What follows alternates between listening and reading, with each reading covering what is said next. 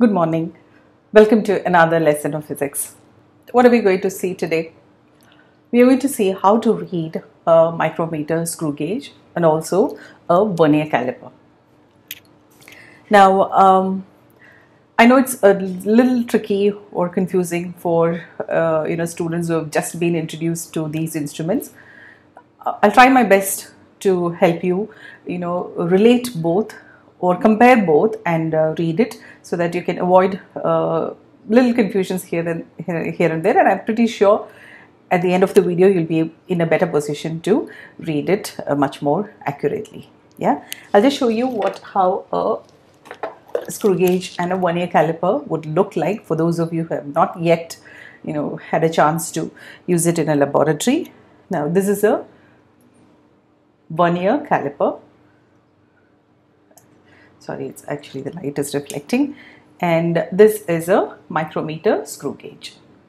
Right, now let's first see a bit of theory before we start reading. Now this is something that common that you need to know for any instrument, which is called the least count of an instrument. In short, we write it as L dot C. Now, what is least count? Least count is the smallest reading that any instrument could measure. I repeat, least count is the smallest reading that any instrument could measure. So, if you take the instrument that's very familiar to you, if you take a ruler, what is the least count for a ruler?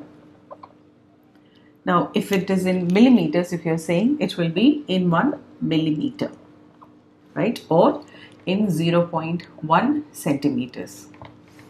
So least count for a ruler would be the smallest reading that it can measure. It can measure only up to 1 millimeter, or the minimum reading would be 1 millimeter or 0.1 centimeter. Now if you have to measure something even smaller than that, you cannot obviously use a ruler. You have to choose any other instrument which could be used for the purpose. Say for example, I need to measure the diameter of this marker. The diameter of this marker. Now, yes, you can use a ruler, but then it's you may not be able to get an accurate reading using a ruler because you won't know where exactly the diameter lies and so on. Right? There is a method you can use two wooden blocks and then take down the reading and so on. But then, if you use a vernier caliper in this place, it's easy to measure. Okay, you place it between the two jaws, you tighten it and so on, and you can measure it. Okay. Now, if I have to measure like a thickness of a very thin wire, say for example, the thickness of this wire, okay, then I would go for a screw gauge. Okay, I've just given you a few examples for you to use it for these instruments. Now, ruler, I've written it as 1 millimeter. Now for vernier caliper, okay, the smallest reading a vernier caliper could measure will be one more significant figure, which is 0.1 millimeter. Okay, so the least count for a vernier caliper is 0.1 millimeter. Now for screw gauge, it's even smaller than that. It is 0.01 millimeter. Okay, this is something you need to remember. I would advise you to remember all the least counts in millimeters. So it's easy for you to recall also. You take it from here, ruler, next is vernier caliper, then screw gauge, keep that in order. Then you can go in order to the lowest reading, 1 millimeter, 0.1 millimeter, 0.01 millimeter. Right? Now this is something that you have to memorize and keep it in your memory for you to read or get the note down, record the reading that is shown by a screw gauge or a vernier caliper. Okay, this is important. I hope this technique will help you. Remember it like that. Bigger one is ruler, the smallest one is a screw gauge, 1 millimeter, 0.1 and 0.01 millimeter. Okay. Now, having that in mind, now we'll see simultaneously how we can compare and record using a screw gauge and a Vernier caliper. Now for both these instruments, you will be noting down two different readings.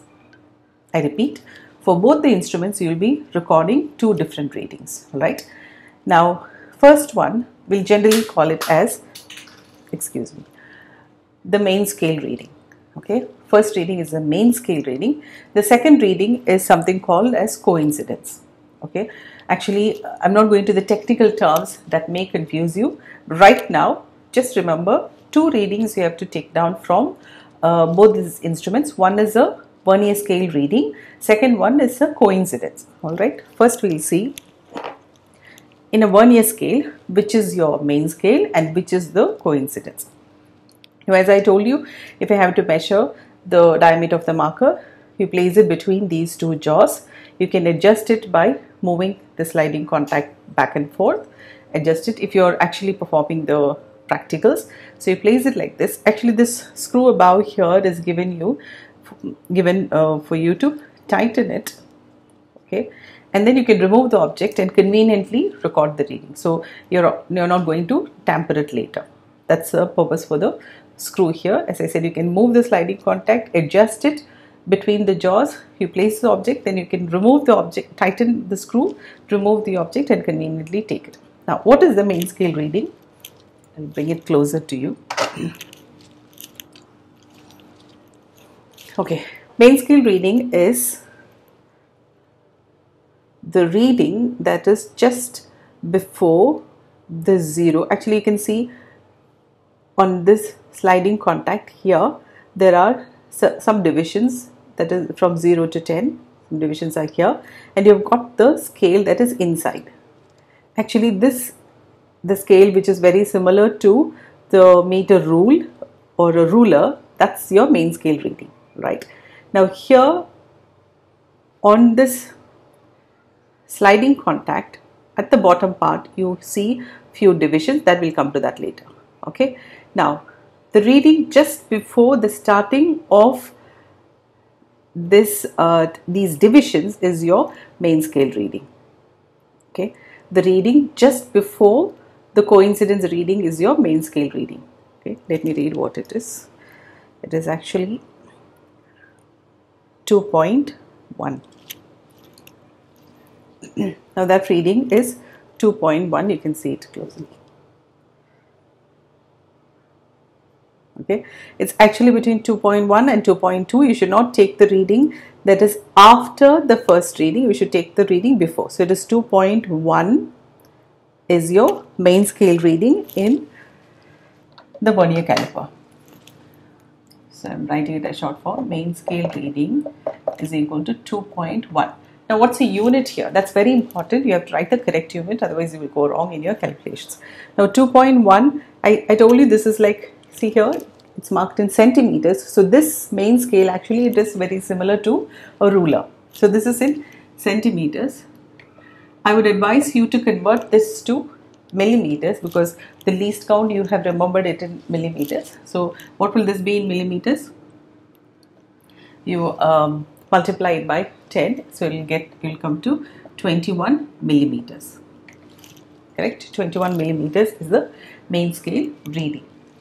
Now I told you there are two readings that you need to take. Now the other reading, which is the coincidence, or we call it as Vernier scale coincidence. So you don't have to remember these terms and all, but then how to record it you need to know. Now Vernier scale coincidence, which one do I take? Now this is where these divisions are important. There are like 10 divisions here. You should choose one of the division which is exactly coinciding with those main scale divisions or the calibration.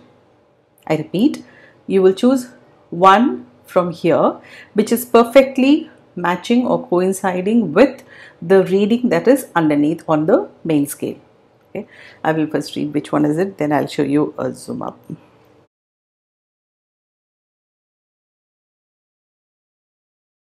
Yeah. The fifth reading, you note down, the fifth reading is perfectly matching with the main scale reading. Right? Your Vernier scale coincidence is 5. Now that's a number that doesn't have any unit as of now. What you need to do with the number is, here is where you have to remember the least count. This number you will multiply it by the least count, which is, what is the least count for Vernier caliper? It is 0.1 millimeters, correct? So you multiply that with 0.1 millimeters, you will get the answer here as 0.5 millimeters. Alright, so what do we do with the coincidence? You have to multiply it with the least count, and you have another reading which is the main scale reading. Okay, so you've got the Vernier scale coincidence. This is actually called Vernier scale reading. You've got this. Then what you need to do is add these two to get the actual reading. So the actual reading or the total reading will be equal to 21 millimeter plus 0.5, which will give you 21.5 millimeters. Now this is in millimeters. If you want to convert it to centimeters, you just have to divide it by 10. You will get the answer in centimeters if the choices in MCQ are given in centimeters. I hope you got this. Now, if you want to use a screw gauge to measure, as I told you earlier, thickness of few sheets of paper, or say for example I want to measure the thickness of this part of the Vernier scale, I can use it. Here also there is a simple technique. Now say for example, it's here, imagine the object is already placed there. Now this actually it's like a lock.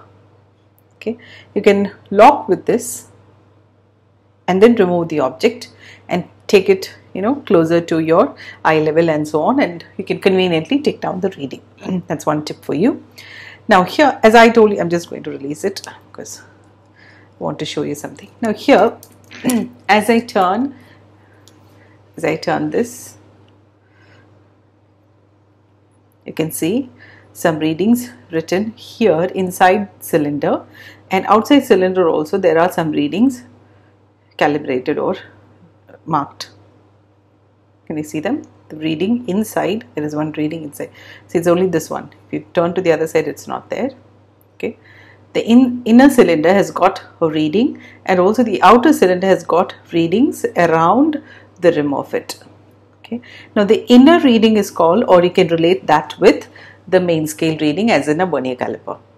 Okay, I repeat, the inner reading will be like a main scale reading for you, and this part, this will be the coincidence of a micrometer screw gauge. Alright, so here also, as I told you earlier, you will be taking down two readings. Now what is the, how do we read this?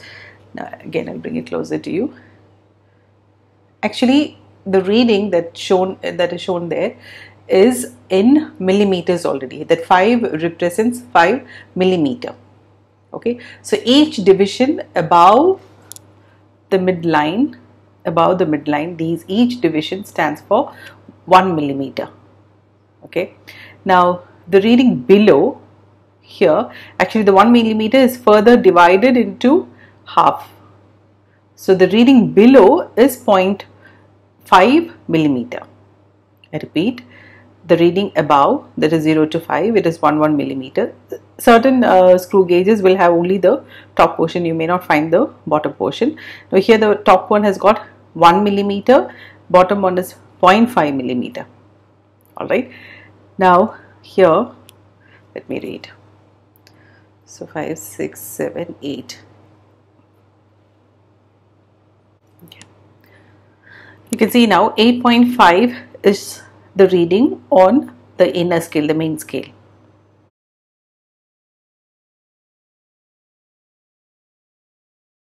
Okay, now how do I take down the coincidence? Coincidence is nothing but the middle line here, the midline that coincides with the reading on this outer scale is your coincidence reading.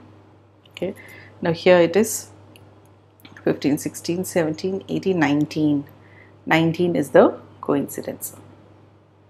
See, start from below, from 15. See, the students, some students tend to make a mistake of coming from above. They read it as 21. It's not 21. 21 is above 20 that side. So here it is 15. You go from 15, 16, 17, 18, 19 is the coincidence. Okay, so 8.5. So the screw gauge main scale reading is 8.5. Now what's the unit here? I told you it's already in millimeters. Here you don't need to convert it. It will directly be in millimeters. Here. Now coincidence, actually it's called circular scale coincidence. What was the number? 19 was the number. Here 19, the similar calculation you will have to do.